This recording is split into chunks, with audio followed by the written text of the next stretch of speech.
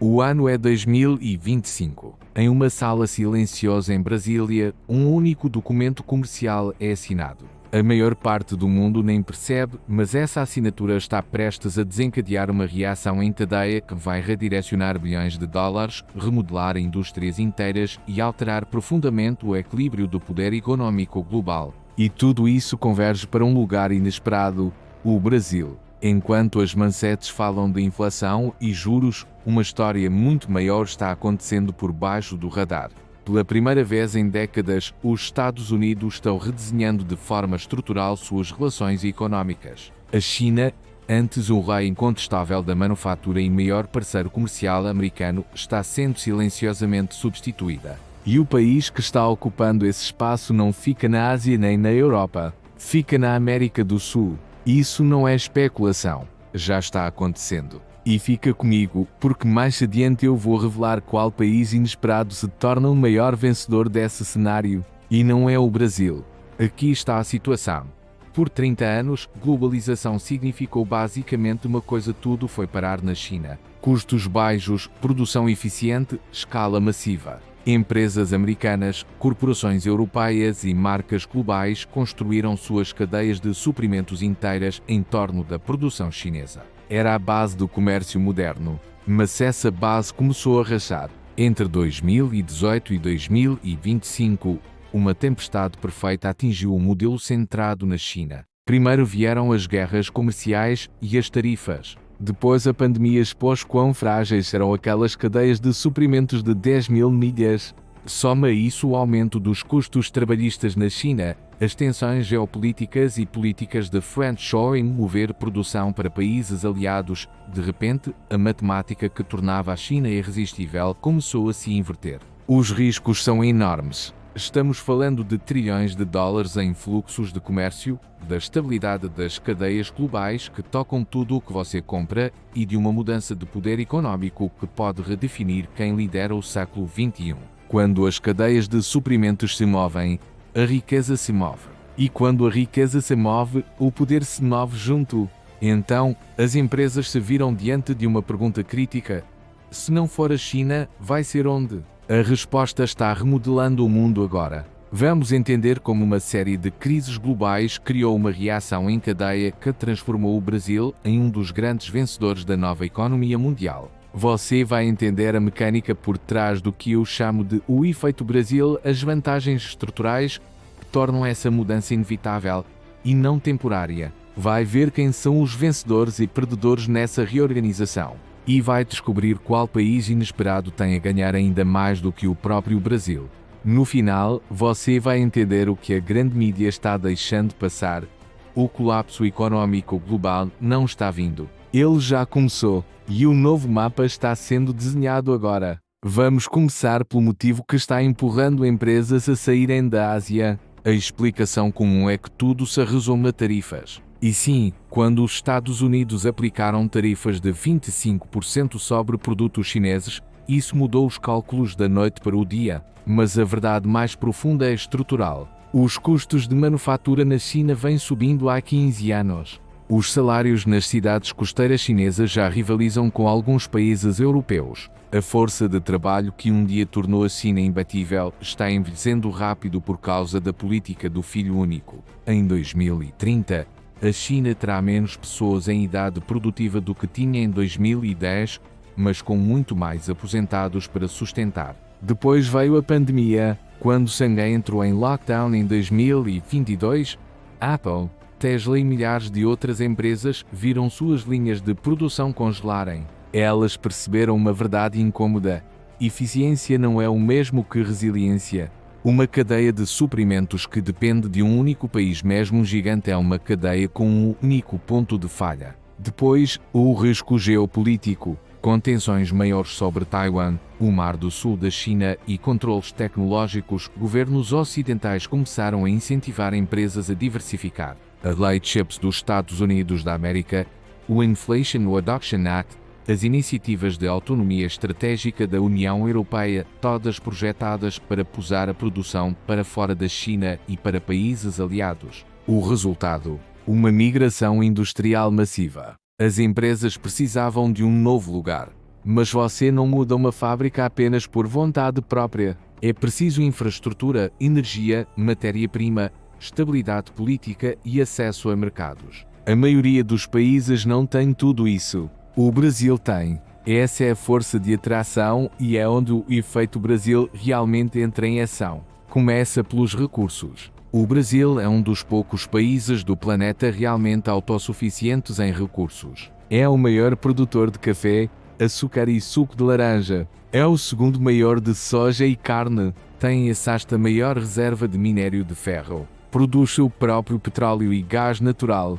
E, de forma crucial, possui grandes reservas de minerais essenciais, materiais fundamentais para veículos elétricos, semicondutores e tecnologias de energia renovável. Mas recursos não bastam para virar um polo manufatureiro. É preciso energia. E aqui o Brasil tem uma arma secreta: independência energética. Mais de 80% da eletricidade brasileira vem de fontes renováveis, principalmente hidrelétricas. Isso torna a produção no Brasil uma das mais limpas e baratas do mundo. Enquanto a Europa enfrenta altos custos de energia e a China queima carvão, o Brasil funciona movido a rios. Agora soma isso a geografia. O Brasil tem acesso direto ao Atlântico e ao continente americano. Está milhares de quilômetros mais perto dos Estados Unidos do que a China. O tempo de transporte cai de 30-45 dias para 10-14 dias. Em setores como automotivo e eletrónicos, onde o custo de manter estoque conta muito, isso muda tudo.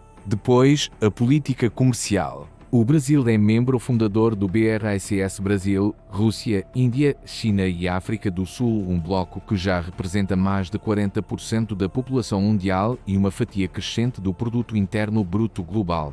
Os países do BRICS estão construindo sistemas de comércio alternativos que pulam os canais tradicionais dominados pelo Ocidente. Isso dá ao Brasil opções e poder de barganha. O país pode negociar com os Estados Unidos, com a China, com a Europa e cada vez mais com a África e o Oriente Médio em seus próprios termos. E não é teoria, está acontecendo. Em 2023, o Brasil ultrapassou a China como principal fornecedor dos Estados Unidos em vários meses. Montadoras como Stellantis e Volkswagen expandiram a produção brasileira. Empresas de energia renovável estão investindo bilhões em biocombustíveis e projetos solares no Brasil. Fabricantes de tecnologia estão analisando instalações brasileiras para nearshoring.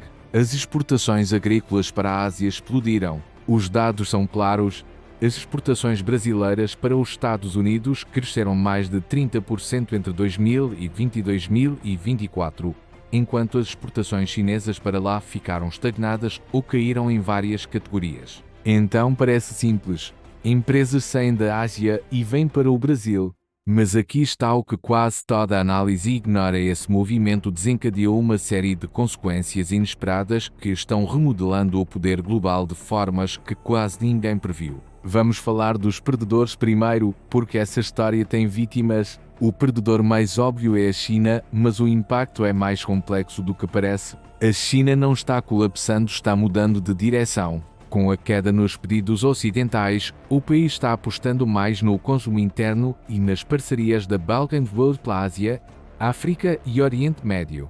Mas perder o mercado americano e europeu dói. Fábricas estão fechando nas províncias de Guangdong e Jiangsu. O desemprego entre jovens bateu recordes em 2023. O título de Fábrica do Mundo está escorregando pelas mãos do país e, com ele, milhões de empregos. Mas aqui vem a parte surpreendente: outros países asiáticos também estão perdendo. Vietnã, Tailândia e Malásia passaram a última década se posicionando como alternativas à China. Construíram infraestrutura, ofereceram incentivos fiscais, cortejaram investimento ocidental. E funcionou, por um tempo. Mas agora, com o avanço do nearshoring, as empresas estão pulando a Ásia por completo. Porque mover produção para o Vietnã, se o Brasil oferece mais recursos, energia mais barata e acesso melhor ao mercado americano. O crescimento das exportações vietnamitas desacelerou fortemente desde 2023 e o país está correndo para ajustar sua estratégia. Até partes do mundo desenvolvido estão perdendo. Fabricantes europeus que dependiam de importações baratas asiáticas agora enfrentam custos maiores. Pequenas e médias empresas que construíram seus modelos em bens chineses previsíveis e de baixo custo estão sendo pressionadas. A era dos eletrônicos de $10 e produtos baratíssimos está acabando e os consumidores estão percebendo isso no bolso. Mas para cada perdedor há um vencedor, e alguns são completamente inesperados. Vamos cumprir a promessa: o maior vencedor dessa história talvez surpreenda você. Não é o Brasil, é a Argentina. E o motivo é simples. À medida que o Brasil cresce economicamente e expande sua base industrial, ele precisa de mais insumos aço, lítio, produtos agrícolas e mão de obra qualificada. Onde está a fonte mais próxima? A Argentina. Os dois países compartilham uma fronteira de 1.200 km, dividem o Mercosul e, cada vez mais, integram suas economias. A Argentina tem algo que o Brasil precisa desesperadamente: lítio. No novo mundo dos veículos elétricos, o lítio é um novo petróleo. A Argentina tem a segunda maior reserva de lítio do planeta, concentrada no Triângulo do Lítio que divide com Chile e Bolívia. Empresas brasileiras já estão fechando parcerias com produtores argentinos. As exportações argentinas para o Brasil dispararam. E conforme o Brasil prospera, ele pôs a Argentina junto. Mas o efeito dominó não para na América do Sul. A África também está ganhando. A ascensão do Brasil no BRICS fortaleceu o poder de negociação de todo o bloco. Países africanos estão assinando acordos comerciais com o Brasil para tecnologia agrícola, infraestrutura e energia. Nigéria, Quênia e África do Sul estão aumentando o comércio com o Brasil, pulando intermediários tradicionais do Ocidente. O modelo brasileiro rico em recursos, energeticamente autônomo e politicamente não alinhado está virando referência para países em desenvolvimento cansados de escolher entre Washington e Pequim. Até partes do Oriente Médio estão se beneficiando. Países do Golfo estão investindo pesado em agricultura e biocombustíveis no Brasil, garantindo o suprimento de alimentos e energia enquanto diversificam suas economias. Emirados Árabes Unidos e Arábia Saudita assinaram acordos importantes com o Brasil desde 2022. E aí vem a mudança sistêmica, a transformação que os historiadores vão estudar por décadas.